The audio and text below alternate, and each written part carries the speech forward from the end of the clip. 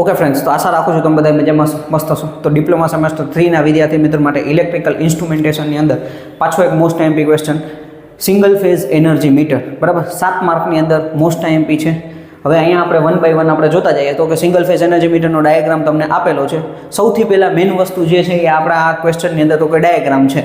બરાબર, હવે આ આપણે જે એનર્જી મીટરની વાત કરીએ છીએ, સિંગલ ફેઝ એનર્જી મીટર જૂનું રોટેટિંગ મીટર છે, એના પ્રમાણે આપણે વાત કરવાની છે. બરાબર, હવે અહીંયા આપણે બેઝિક ચર્ચા કરશું. તમે અહીંયા જુઓ તો કે ભાઈ આપણી પાસે છે ને એક શન્ટ મેગ્નેટ છે, ઈ ટાઈપનું. કન્સ્ટ્રક્શનની વાત કરીએ છીએ, ઈ ટાઈપનું શન્ટ મેગ્નેટ છે, એને આપણે પોટેન્શિયલ કોઇલ સાથે કનેક્ટ કરેલું છે. બરાબર, આ તમને વાઇન્ડિંગ તમે જુઓ અહીંયા ઈએમએફ આપવામાં આવે છે, વોલ્ટેજ લખીએ તો પણ ચાલશે. સિંગલ ફેઝ છે એટલે 230 વોલ્ટેજ આપણે આપેલા હશે. બરાબર, એટલે આ શન્ટ મેગ્નેટ થયું. ત્યાર પછી તમે અહીંયા નીચે જુઓ તો એ સિરીઝ મેગ્નેટ છે. હવે સિરીઝ મેગ્નેટ કોનીથી એક્સાઇટ થશે? તો એને આપણે કરંટ કોઇલથી એક્સાઇટ કરવામાં આવશે. એટલે વોલ્ટેજ તો 230 ફિક્સ થઈ જશે, પણ જેટલો લોડ આપણે વધારતા જશું, બરાબર, એ પ્રમાણે આપણે કરંટ કોઇલનો ફ્લક્સ છે એ વધતો જશે. સિમ્પલ વસ્તુ છે. બરાબર, એટલે અહીંયા આપણે કરંટ કોઇલ કનેક્ટેડ છે, આ આપણી કરંટની કોઇલ છે, અને આને કહેવામાં આવશે સિરીઝ મેગ્નેટ, કારણ કે એ સિરીઝમાં કનેક્ટ કરેલો છે. આ શન્ટ છે, પેરેલલમાં કનેક્ટ કરેલો છે. બે આપણી પાસે મેગ્નેટ થયા. બરાબર, એક આપણું શન્ટ મેગ્નેટ અને સિરીઝ મેગ્નેટ. ત્યાર પછી તમે જુઓ વચ્ચે છે એ એલ્યુમિનિયમની ડિસ્ક છે. હવે એલ્યુમિનિયમની ડિસ્ક ઉપર આ શન્ટ મેગ્નેટ અને સિરીઝ મેગ્નેટના જે ફ્લક્સ આવશે એને લીધે એડી કરંટ ઇન્ડ્યુસ થશે, અને એ એડી કરંટના ઇન્ટ્રેક્શનને લીધે એના ઉપર ટોર્ક લાગુ પડશે, અને આપણી જે ડિસ્ક છે એ રેવોલ્યુશન મતલબ કે ફરશે, અને એ જેટલા પ્રમાણમાં આટા મારશે એ પ્રમાણે નક્કી કરેલા આટા પ્રમાણે નક્કી કરશે ભાઈ 1 કિલોવોટ એનર્જી યુઝ કરી. અહીંયા તમે જુઓ છો તો આ બ્રેક મેગ્નેટ છે. સ્પીડ વધારવા ઘટાડવા, આપણે ડિસ્કની સ્પીડ વધારવા ઘટાડવા માટે આપણે બ્રેક મેગ્નેટનો ઉપયોગ થતો હોય છે. ઘણી વખત આપણને એવું લાગે કે ભાઈ બહુ ફાસ્ટ ફરે છે મીટર, તો થોડુંક આ બાજુ લઈ લેવામાં આવે. બરાબર, ક્યારેક ધીમું ફરતું હોય તો એ થોડુંક પાછળ લઈ લેવામાં આવે. એ પ્રમાણે એના મેગ્નેટ ઉપરથી આ બ્રેક મેગ્નેટ આપણે કહેવામાં આવે છે. ઓકે, અહીંયા તમે જુઓ છો તો એ પાવર ફેક્ટર ઇમ્પ્રુવમેન્ટ માટે અને ફ્રિક્શન કમ્પેન્સેશન માટે આપણે અહીંયા શેડિંગ રિંગ રાખેલી છે. બેઝિક સૌથી પહેલાં તમારે આકૃતિ દોરી અને આકૃતિનું વ્યવસ્થિત રીતે કન્સ્ટ્રક્શન દોરી નાખવાનું થશે. 7 માર્ક છે એટલે સારો એવો ક્વેશ્ચન છે. બધું વ્યવસ્થિત રીતે તમારે લખવાનું થશે. બુકની અંદર જોશો તો એમાં તમારે 3-4 ટોપિક પ્રમાણે આપેલા હશે, એ પ્રમાણે લખો તો ચાલશે. નકર એકદમ વ્યવસ્થિત રીતે તમે આકૃતિ દોરી અને તમે તમારી રીતે પણ કન્સ્ટ્રક્શન લખો તો પણ ચાલશે. અહીંયા ઉપર તમે જુઓ તો ડિસ્કની સાથે જ અહીંયા ગિયર ટ્રેન રાખેલી છે, અને ઉપર જ્વેલ બેરિંગ રાખેલું છે. તો એ તમને આઈડિયા છે કે ગિયર ટ્રેન છે તો આપણે તમે બેઝિક વસ્તુ આપણે જે 2 વ્હીલર હલાવીએ છીએ તો એની ઉપર કઈ રીતના રોટેશનલ થતું હોય છે અને આપણને કિલોમીટર બતાડે છે. તો સેમ વસ્તુ અહીંયા આપણે કેટલી એનર્જી ઉપયોગ કરીએ છીએ. આ ડિસ્ક છે તો ડિસ્કના પ્રમાણમાં જે ડિસ્ક ફરશે, બરાબર, તો એના પ્રમાણમાં રેવોલ્યુશન આવશે, રેવોલ્યુશન થશે, ને એ પ્રમાણે ગિયર ટ્રેન ફરશે, અને ગિયર ટ્રેનના પ્રમાણમાં એ જે ગિયર ટ્રેન છે તો એ આપણને બતાડશે કે આટલી એનર્જી આપણે ઉપયોગ કરી છે. આ બેઝિક વસ્તુ થઈ. બરાબર, હવે આપણે વર્કિંગ જોઈએ. તો કે વર્કિંગની અંદર તમારે શું લખવાનું છે? તો તમારી પાસે બુક હશે તો વર્કિંગની અંદર તમે જુઓ તો સૌથી પહેલાં તમારે વર્કિંગની અંદર લખવાનું છે તો કે જ્યારે આપણે ઈએમએફ ઈ પોટેન્શિયલ કોઇલને અથવા પ્રેશર કોઇલને ઈએમએફ ઈ આપીએ છીએ, ઈ કયો કે વી કયો સેમ વસ્તુ છે. બરાબર, તો અહીંયા આપણે ઈએમએફ ઈ આપવામાં આવે છે. હવે ઈએમએફ ઈ આપવાને લીધે એની અંદર ફ્લક્સ ઉત્પન્ન થાય છે.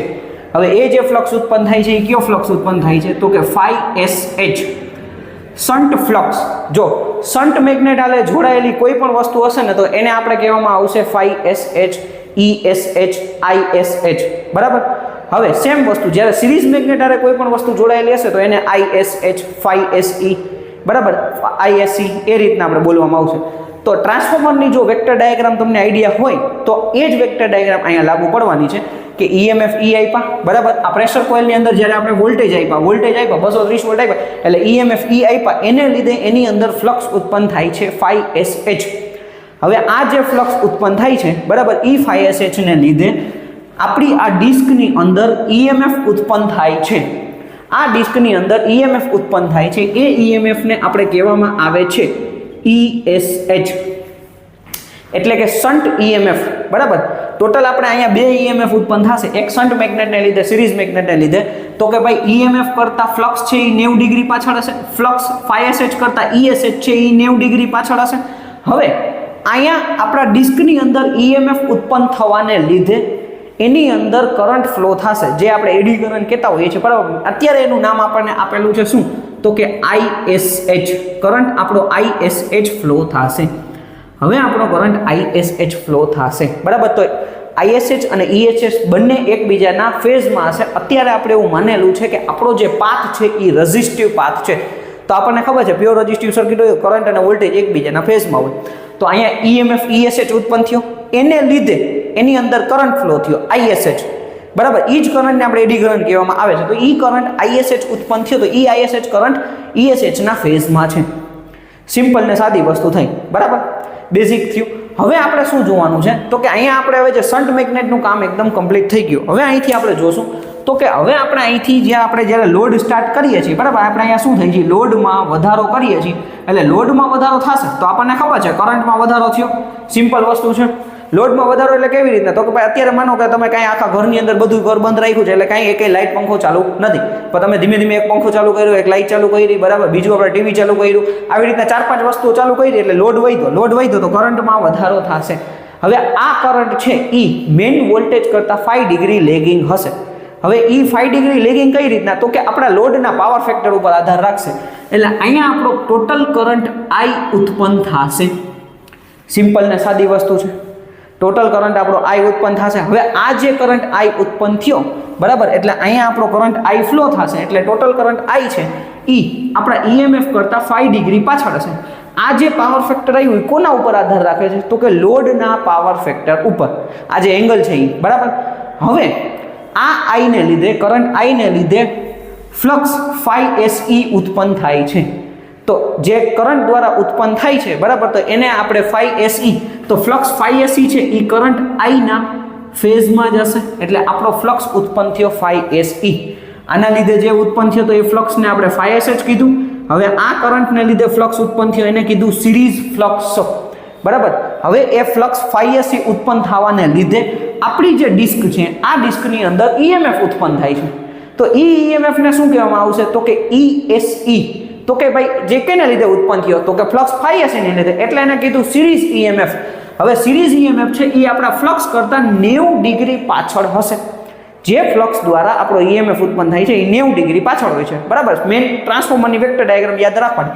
તો અહીંયા આપણી પાસે શું થયું, તો કે અહીંયા હું લખું છું ESE, સિરીઝ EMF. હવે સિરીઝ EMF છે એ આપણા ફ્લક્સ કરતાં કેટલા ડિગ્રી પાછળ છે, ϕSE કરતાં 90 ડિગ્રી પાછળ છે. ચાલો ડન અહીંયા સુધી, ઓકે.